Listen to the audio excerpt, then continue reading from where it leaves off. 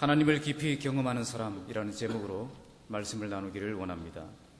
울산 큰빛교회의 어느 목장 모임에 이웃의 한 젊은 주부가 찾아왔습니다. 목장 모임을 통해서 기적이 일어나고 능력이 나타난다는 소문을 듣고 찾아온 것입니다. 목장 식구들이 모두 환영하며 그분을 맞이했습니다. 드디어 삶을 나누는 시간이 되었습니다. 그런데 그때 기가 막히는 이야기를 이 젊은 주부가 풀어놓는 것입니다. 그 가정에는 환이라는 아이가 한 명 있었습니다. 그런데 태어난 지 100일이 되었을 때 갑자기 고열이 나서 병원에 가봤더니 요로감염이라는 진단이 나온 것입니다. 소변이 신장으로 역류하여서 신장 기능 일부가 이미 손상이 된 상태였습니다.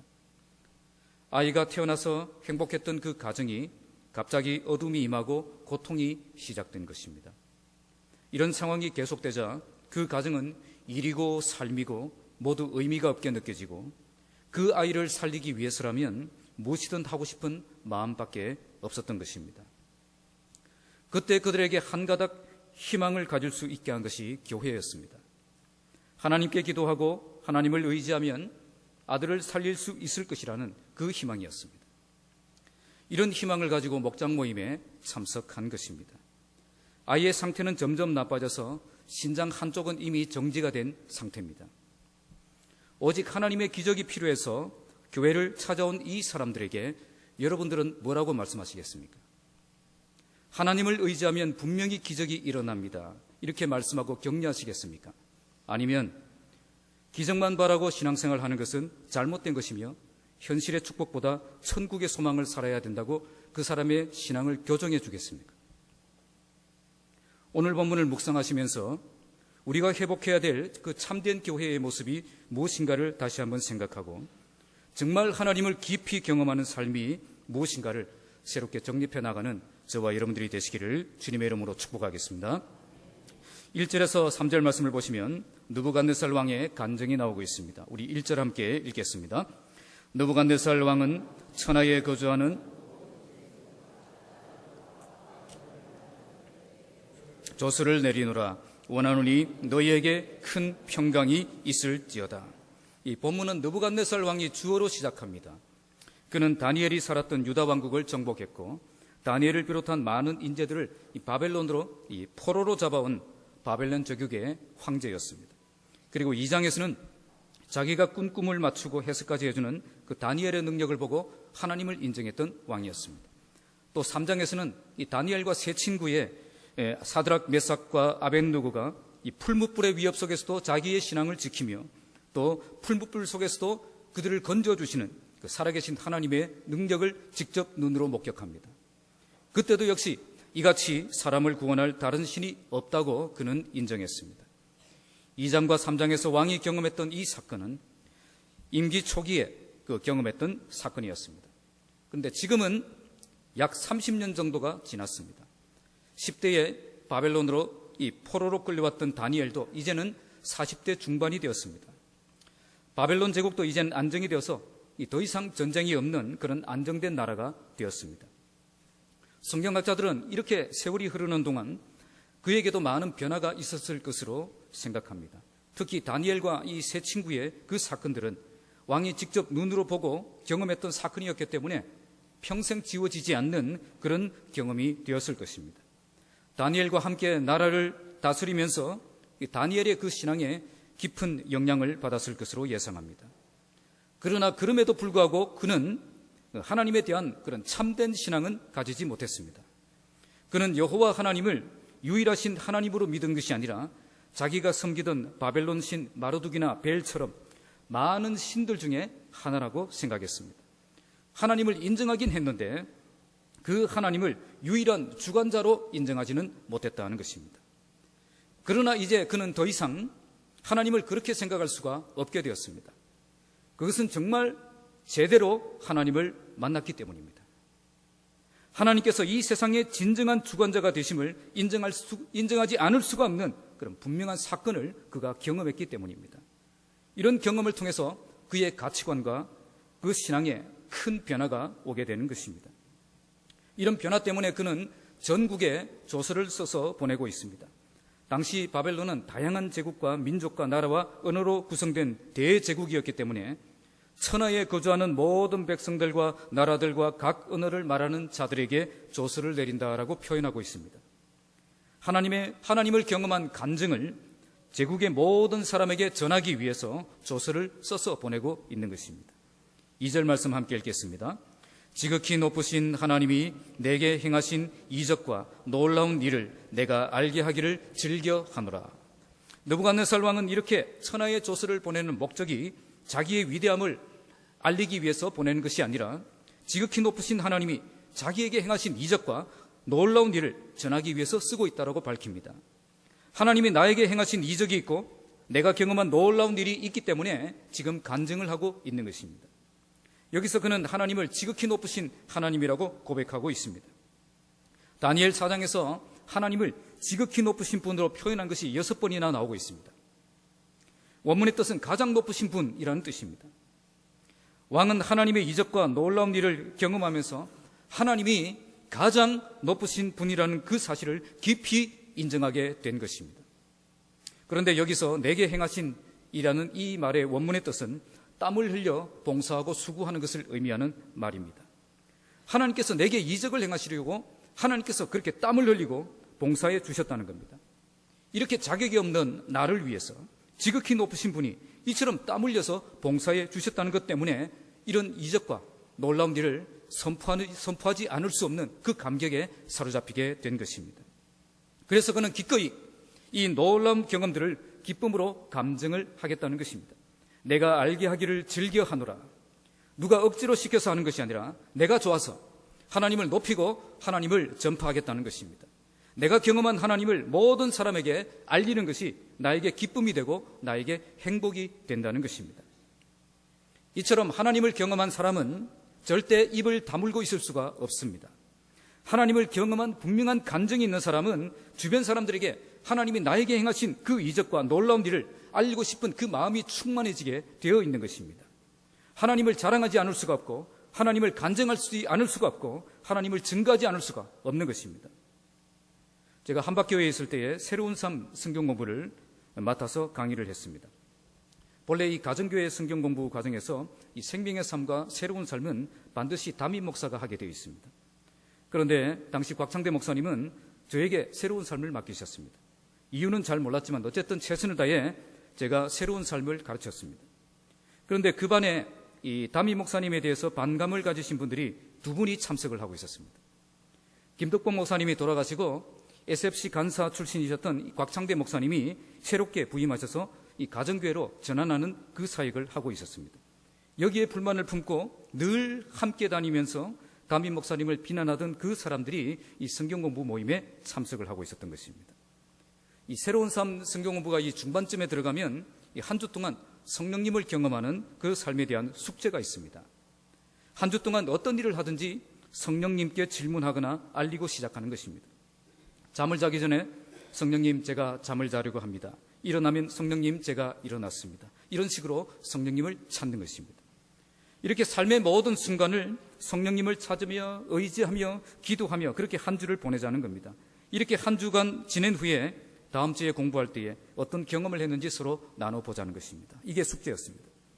한 주간이 지난 뒤에 성경 공부가 시작될 때에 지난 한 주간 동안 경험했던 그 성령님에 대해서 한번 나눠보기를 원합니다. 제가 이렇게 말씀을 하니까 그 두 사람이 가장 먼저 손을 들면서 자기들이 먼저 이야기를 하겠다는 거죠. 그렇게 이야기를 하니까 다른 사람들은 조금 긴장이 됐습니다. 그리고는 지난 한 주간 동안 목사님이 시킨 대로 어떤 일을 하든지 성령님을 찾았다고 합니다. 자기 전에도 일어날 때에도 세수를 할 때에도 밥을 먹을 때에도 외출을 할 때에도 항상 성령님을 찾았다는 것입니다. 그랬더니 그분에게 일어났던 가장 뚜렷한 큰 변화는 예배에 대한 갈망이 일어났다는 것입니다. 주일이 기다려졌다는 거예요. 전에는 주일에 교회에 오는 것이 싫어서 오다가 다른 교회에 가버릴까 이런 생각을 몇 번이나 하고요. 이제는 주일에 교회에 오는 게 그렇게 하나님 앞에 나와서 예배하고 싶은 그 마음이 그렇게 강하게 일어나더라는 것입니다. 그래서 주일 아침에 평소보다 더 일찍 일어나서 교회를 오는데 등산복을 입고 놀러 가기 위해서 이 버스를 기다리고 있는 사람들을 보았습니다. 평소 같았으면 아무 생각 없이 보고 지나갔을 텐데 그날따라 그 사람들이 너무 불쌍하게 보이는 것입니다. 이런 놀라운 은혜와 축복의 길을 놓치고 저렇게 엉뚱한 길로 가고 있는 그 사람들이 너무 안타깝게 느껴졌던 것입니다.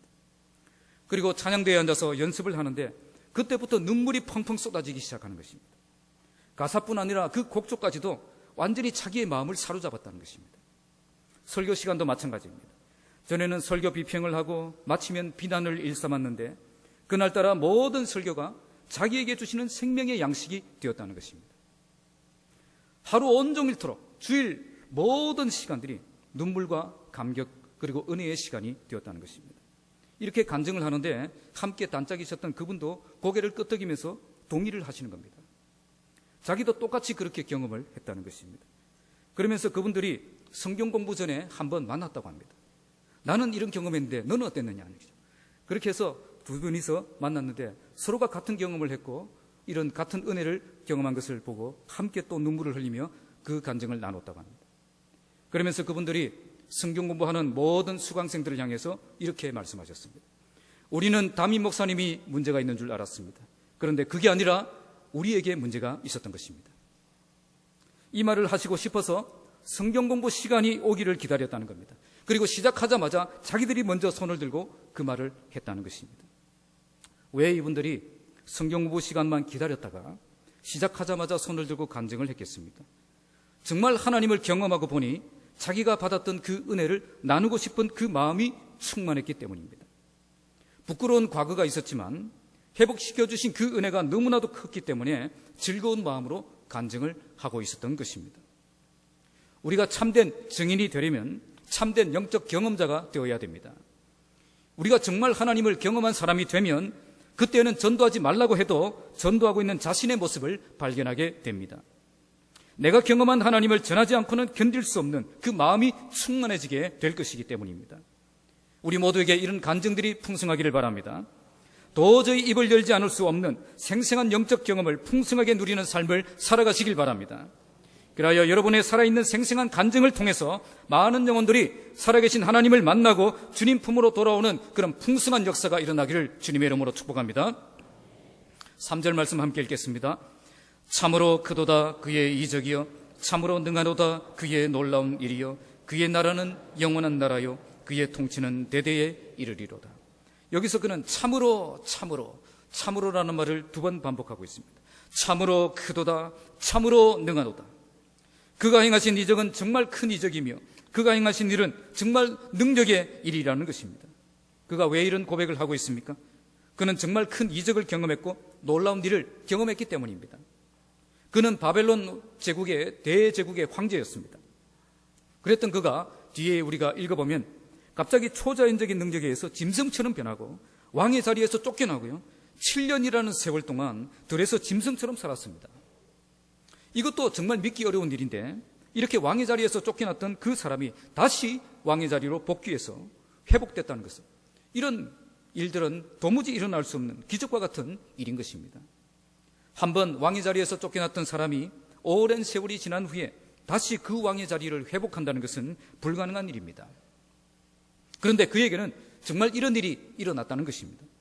다시는 회복이 불가능할 줄 알았는데 정말 하나님께서는 다니엘의 그 해석대로 자기에게 그대로 회복시켜 주셨던 것입니다. 이걸 통해 그는 이제 영적인 눈이 뜨여지게 되었고 참된 하나님을 보게 된 것입니다. 인간에게는 불가능한 문제처럼 보여도 하나님에게는 아무 문제가 되지 않는다는 것을 그는 발견한 것입니다. 아무리 어려운 문제가 있어도 지극히 높으신 하나님의 그 권세 앞에 그 문제는 맥없이 굴복할 수밖에 없다는 것을 발견하게 된 것입니다. 그때 그의 입이 열렸습니다. 그의 입에서 놀라운 고백이 나오고 있습니다. 참으로 크도다 그의 이적이요 참으로 능하도다 그의 놀라운 일이요 그의 나라는 영원한 나라요 그의 통치는 대대에 이르리로다. 크신 하나님의 능력을 찬양하고 있고 영원한 하나님의 나라를 찬양하고 있습니다. 정말 하나님을 경험하고 보니까 하나님의 능력 외에는 참된 능력이 없고 하나님의 나라 외에는 참된 나라가 없다는 것을 그가 발견한 것입니다. 진정한 능력을 경험하게 되었고 진정한 나라를 보게 된 것입니다. 그래서 크신 하나님 찬양하고 있고 영원한 하나님의 나라를 노래하고 있는 것입니다. 우리가 정말 하나님을 만나면 하나님의 능력만이 진정한 능력이며 하나님의 나라만이 진정한 나라라는 사실을 깨닫게 되어 있습니다. 그래서 지금까지 내 능력으로 살아왔던 사람이 오직 하나님의 은혜와 능력을 구하는 사람으로 변하게 되고, 세상의 욕심을 위해 살아왔던 사람이 하나님의 나라를 위해서 살아가는 사람으로 변하게 되는 것입니다. 본래 느부갓네살 왕이 그런 사람이 아니었습니다. 그는 지금까지 자기가 대단한 사람인 줄 알았습니다. 그리고 자기가 세운 바벨론 제국, 이 대제국이 대단한 나라인 줄 알았습니다.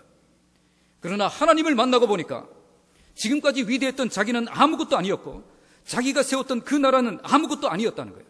그걸 발견했다는 것입니다. 느부갓네살 왕 같은 그런 사람이 변화될 수 있었던 이유는 하나님이 그를 만나 주셨기 때문입니다. 누구든지 하나님께서 만나 주시면 그 사람은 변하게 되어 있습니다. 어떤 사람이라도 하나님을 깊이 경험하면 그의 생각이 달라지고 가치관이 달라지고 우선순위가 달라지게 되어 있습니다. 그래서 하나님께서 만나주시는 그 사람이 가장 복된 사람이 되는 것입니다. 하나님을 만나지 못한 사람이 가장 불행한 사람입니다. 만약 느부갓네살 왕이 하나님을 만나지 못했다면 그는 세상에서 가장 큰 부귀영화를 누렸을지는 몰라도 하나님의 구원과 축복과 그 은혜들을 풍성하게 체험하는 삶은 살지 못했을 것입니다. 오늘 우리 교회가 이런 하나님과의 깊은 만남이 있는 교회가 되길 바랍니다. 우리 교회 모든 성도들이 하나님을 깊이 경험하는 참된 영적 경험자들이 되길 바랍니다. 그래서 하나님을 증거하지 않을 수가 없는 그런 영적인 흥분에 사로잡히고 진정한 능력과 진정한 나라를 발견하고 참된 인생을 살아가는 복된 인생들이 다 되시기를 주님의 이름으로 축복합니다. 4절에서 18절 말씀은 느부갓네살 왕이 꾼 꿈에 대해서 말씀합니다. 먼저 4절에서 9절은 다니엘에게 그 해석을 부탁하는 과정이 나오고 있습니다. 4절 말씀 함께 읽겠습니다. 나 느부갓네살이 내 집에 편히 있으며 내 궁에서 평강할 때에. 나 느부갓네살이 내 집에 편히 있으며 내 궁에서 평강할 때에, 그렇게 말씀합니다.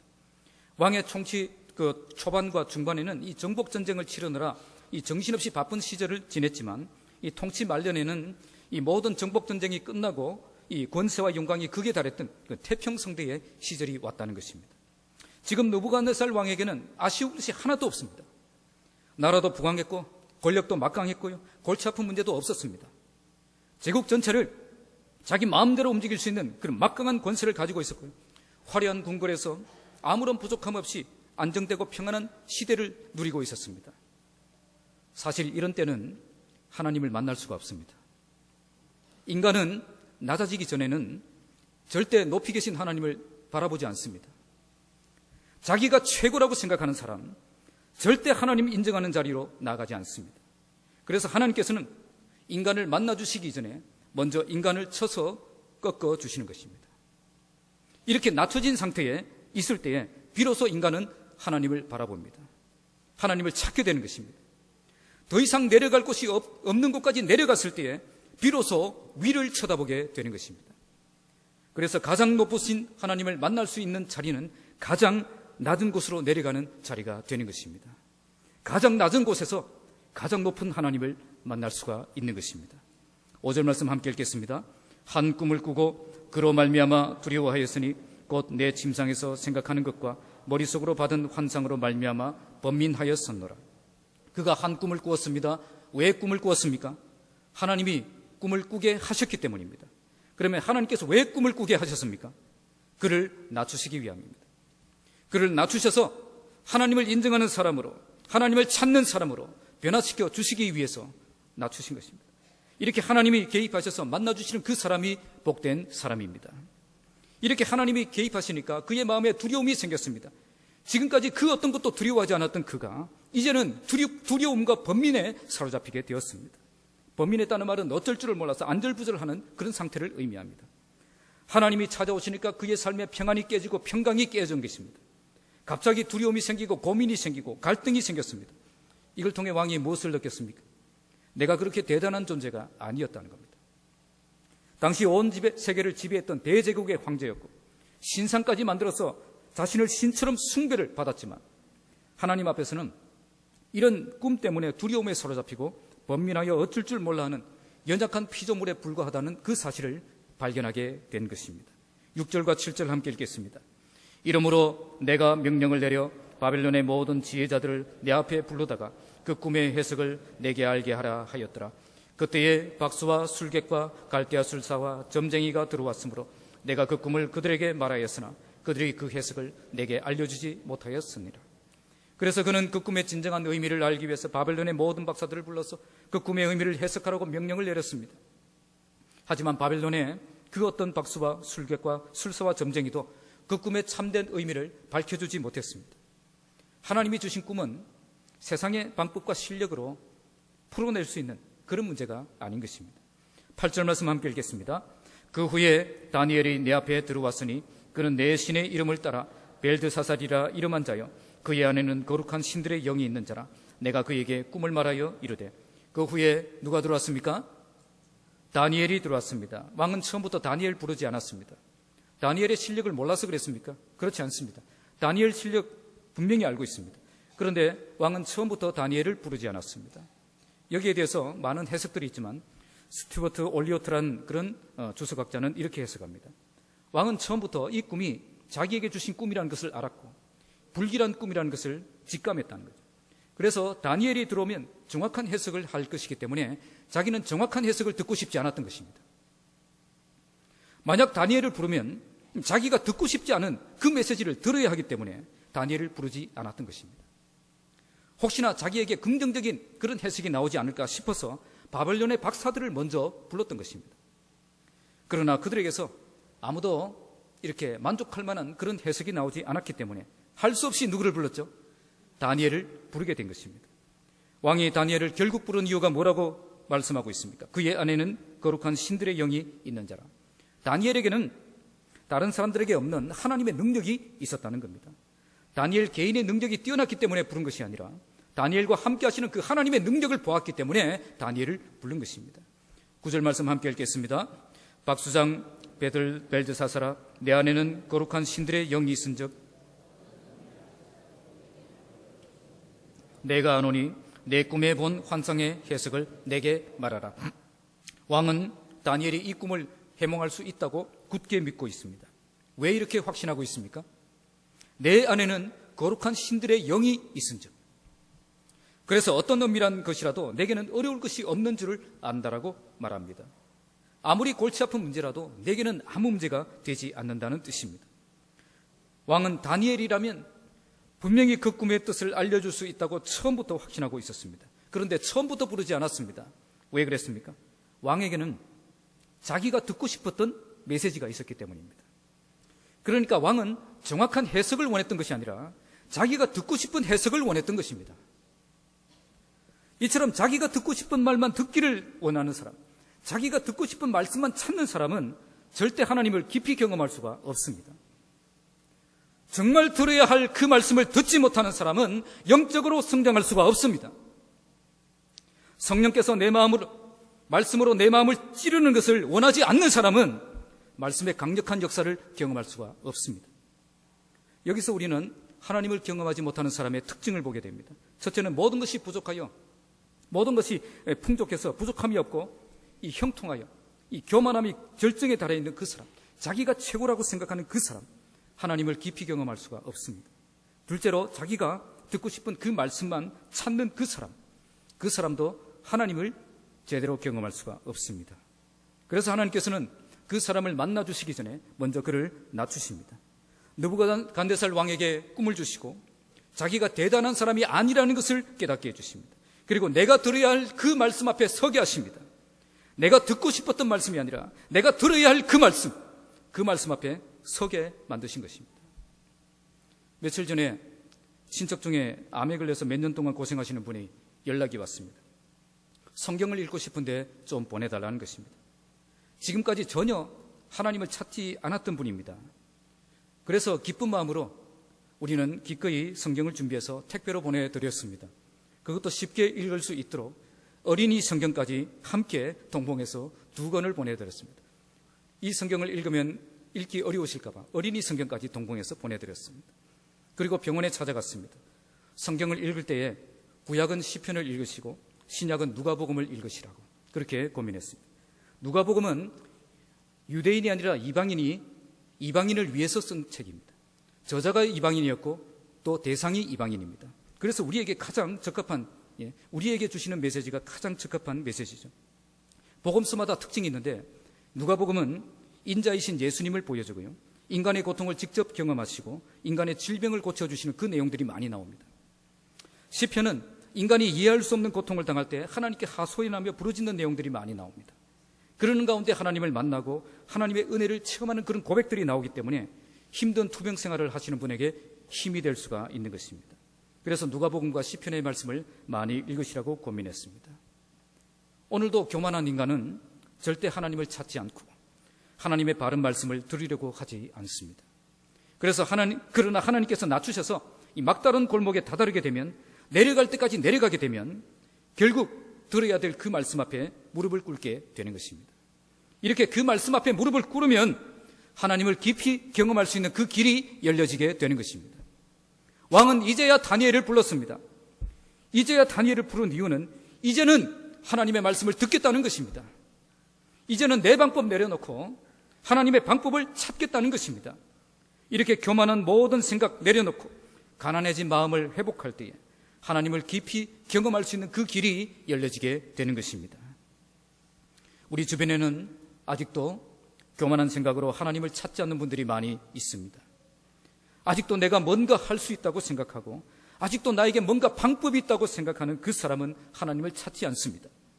이런 사람들이 우리 교회를 통해서 하나님을 만나고 변화되는 역사가 일어나기를 바랍니다. 특히 우리 가족들 중에 이런 분들이 있다면 이제는 교만한 생각 내려놓고 하나님의 말씀 앞에 엎드리는 역사가 일어나기를 바랍니다.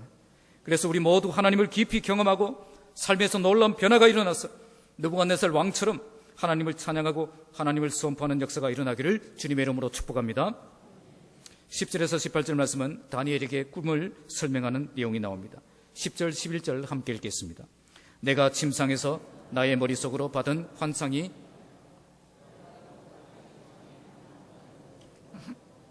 높이가 높더니 그 나무가 자라서 견고하여지고 그 높이는 하늘에 닿았으니 그 모양이 땅끝에서도 보이겠고. 이제 왕은 다니엘에게 꿈을 설명하고 있습니다. 먼저 땅의 중앙에 한 나무가 있는데 높이가 굉장히 높았다고 설명합니다. 그런데 이 큰 나무가 자라서 견고해지고 높이는 하늘에 닿았고요, 땅끝에서도 보일 정도가 되었다고 말씀합니다. 이것은 느부갓네살 왕이 땅의 중심에 서서 가장 높은 권세를 가진 이 거목과 같은 그런 존재임을 보여주는 것입니다. 12절 함께 읽겠습니다.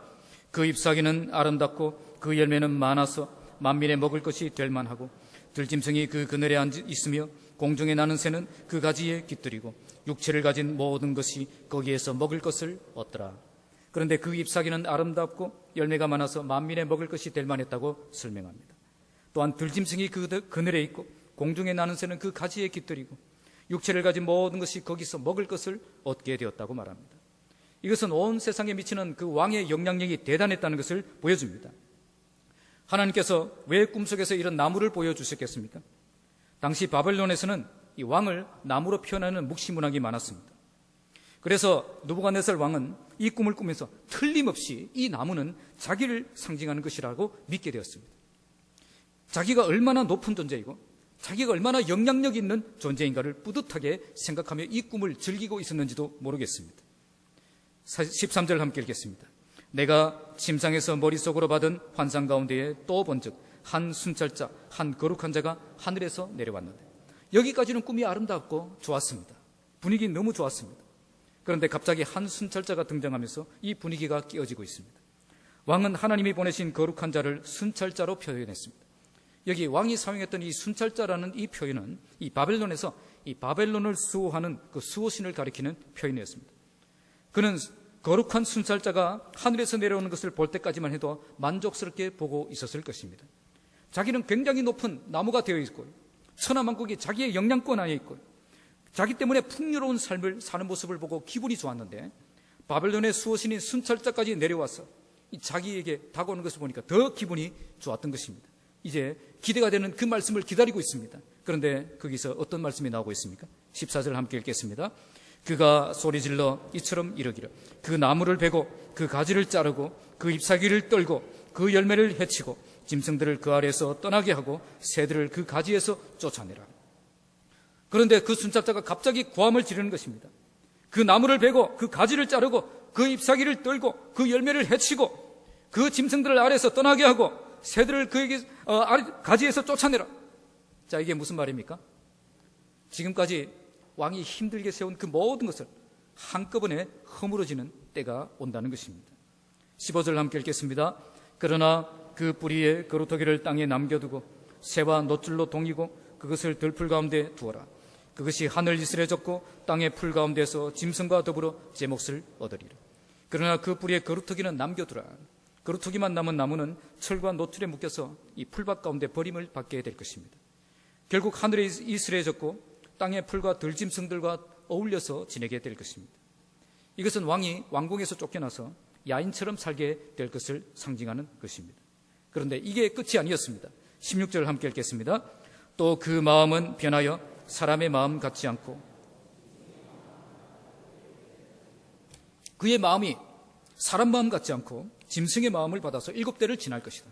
짐승의 마음 같다. 이 말은 자신을 사람으로 생각지 않고 짐승으로 생각하는 정신병을 말합니다.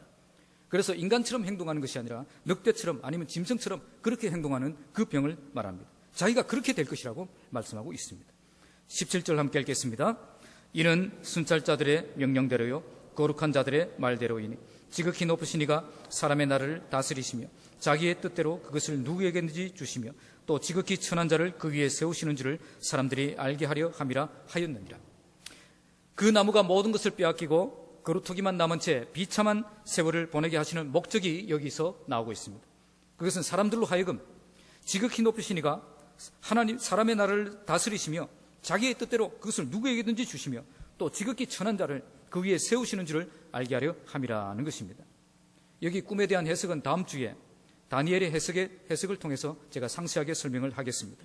오늘 우리가 이 본문을 통해서 보아야 할 것은 왕이 이 자기 꿈을 굉장히 상세하게 설명을 하고 있다는 것입니다. 사실 충분히 간략하게 설명할 수도 있었을 텐데 그는 최대한 상세하게 이 꿈을 설명하고 있는 것을 보게 됩니다. 왜 왕은 자기가 꾼 꿈을 이렇게 상세하게 설명하고 있겠습니까? 그것은 자기 이야기를 잘 들어줄 사람이 필요했기 때문입니다. 사람들은 자기에게 문제가 생기면 자기 문제를 들어줄 사람을 필요로 합니다. 자기 이야기를 잘 들어주고 함께 걱정해주고 함께 기도해 줄 수 있는 그 사람을 찾는 것입니다. 우리를 통해 다른 영혼들이 하나님을 만나는 역사가 일어나려면 가장 먼저 우리가 그들의 이야기를 잘 들어주는 사람이 되어야 됩니다. 우리가 그들에게 한마디라도 더 하는 것이 중요한 것이 아니라 그들의 이야기를 한마디라도 더 들어주는 것이 중요하다는 것입니다. 목장 모임을 통해서 하나님을 경험하는 그런 시간을 가지려면 가장 먼저 목장 모임은 잘 들어주는 모임이 되어야 됩니다. 지금 대부분의 사람들은 자기가 가진 고민과 문제와 아픔과 걱정들을 가지고 있습니다. 그런데 진정 자기 문제를 잘 들어주고 정말 자기 문제처럼 아파해주고 그리고 걱정해주는 그 사람을 만나기가 쉽지 않습니다. 오늘 다니엘은 왕의 이야기를 잘 들어주고 있습니다. 제가 왜 이렇게 해석하고 있습니까? 성경에 안 나오는데 어떻게 목사님 그렇게 해석하십니까? 19절 이하에 보시면 다니엘이 해석하는 장면을 잘 보시기 바랍니다. 여기서 다니엘은 왕이 했던 단어, 표현 한마디 한마디를 그대로 놓치지 않고 설명해주고 읽고 해석해주고 있다는 것입니다. 왕이 했던 표현들 그것까지도 다 기억하고 그렇게 해석해주고 있는 다니엘의 모습을 볼 수가 있습니다. 이렇게 내 이야기를 잘 듣고 있다는 것을 확인할 때에 신뢰가 생기는 겁니다. 그러면 내가 정말 고민하고 있는 그 문제를, 깊은 문제들을 내어놓게 되는 것입니다. 이처럼 진정한 나눔이 있는 그 모임이 될 때에 그때 목장 모임은 진정한 가족 공동체가 되고 하나님의 기적을 경험하는 모임이 될 수가 있는 것입니다. 18절 말씀 함께 읽겠습니다. 나 느부갓네살 왕이 이 꿈을 꾸었나니 너 벨드사사라 그 해석을 밝히 말하라. 내 나라 모든 지혜자가 능히 내게 그 해석을 알지 못하였으나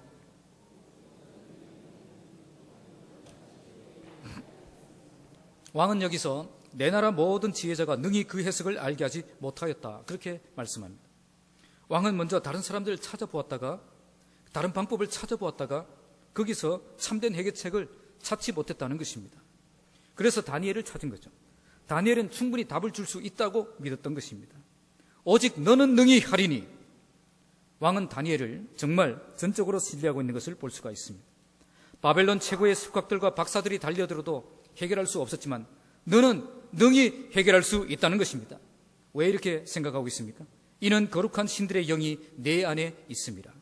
남들에게는 없는 특별한 능력이 다니엘에겐 있다는 것입니다. 다니엘은 세상 사람들이 볼 때 성령이 충만한 사람이었고 하나님의 능력이 함께하는 사람이었던 것입니다.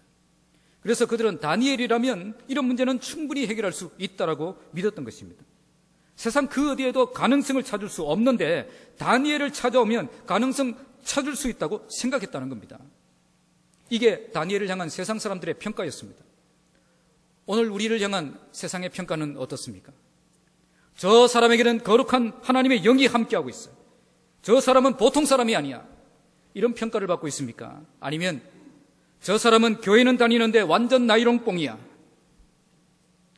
겉으로는 믿는 체 하지만 실제로는 완전 헛방이야. 이렇게 평가를 받고 있습니까? 정말 여러분들의 심령에 하나님의 거룩한 영이 항상 충만하게 임재하는 삶을 살아가시길 바랍니다. 이걸 교회가 인정하고 세상이 인정하는 참된 믿음의 사람들이 되시기 바랍니다.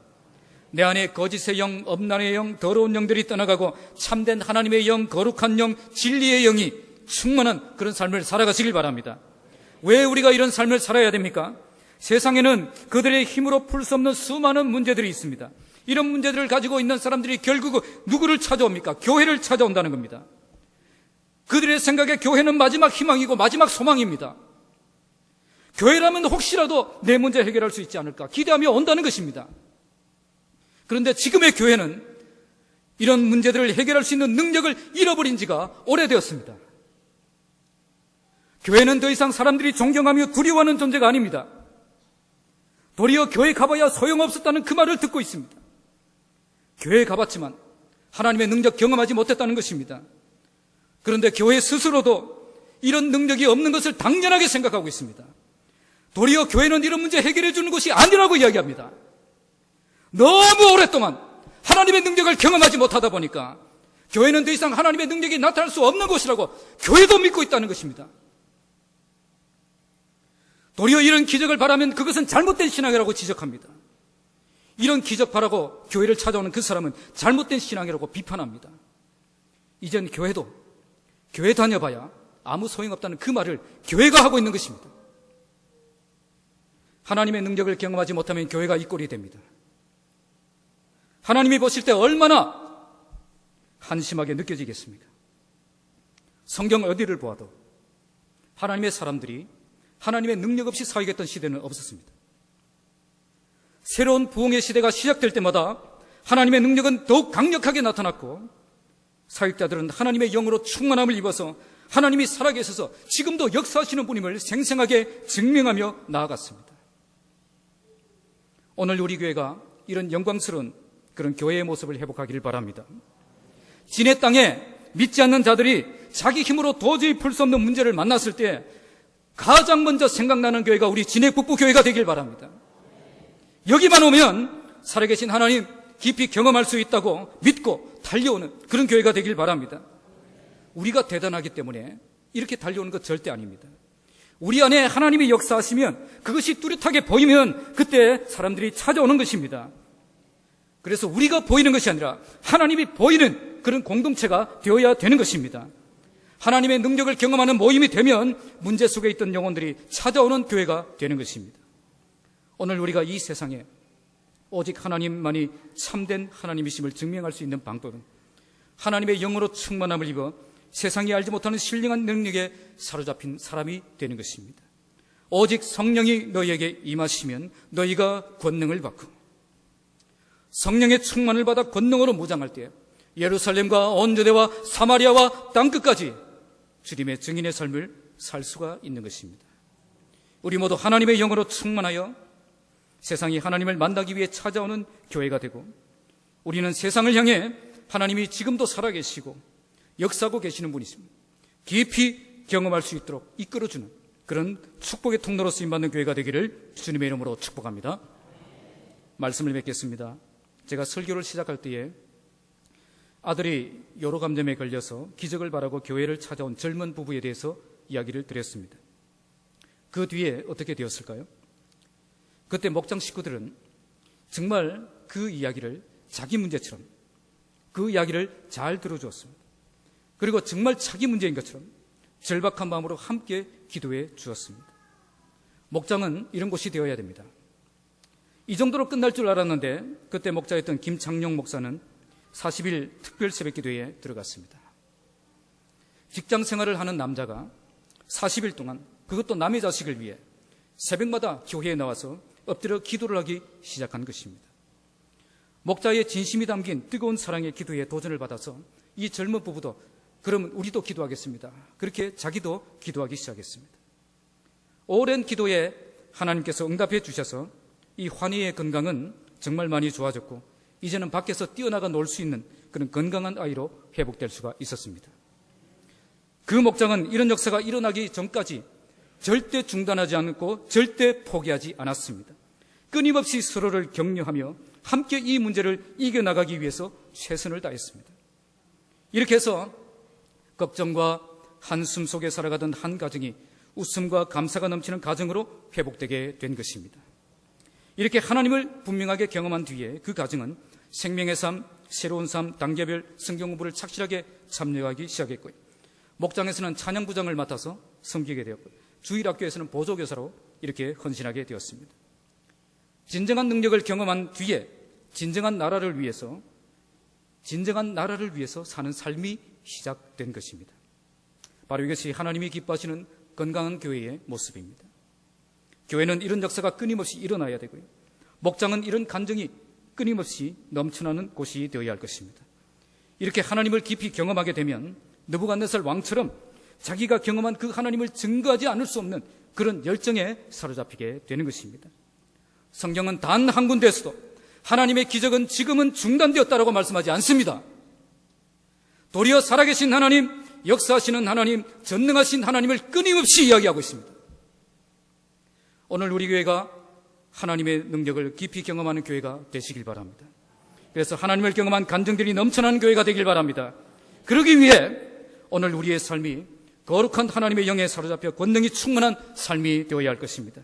그래서 우리 교회가 세상이 하나님을 만나기 위해 찾아오는 교회가 되고 우리의 모임이 하나님을 더욱더 깊이 경험하며 진정한 능력과 진정한 나라를 발견하고 참된 증인이 되고 참된 인생을 시작하는 그런 변화의 역사가 끊임없이 일어나는 그런 복된 교회가 되기를 주님의 이름으로 축복합니다. 기도하겠습니다.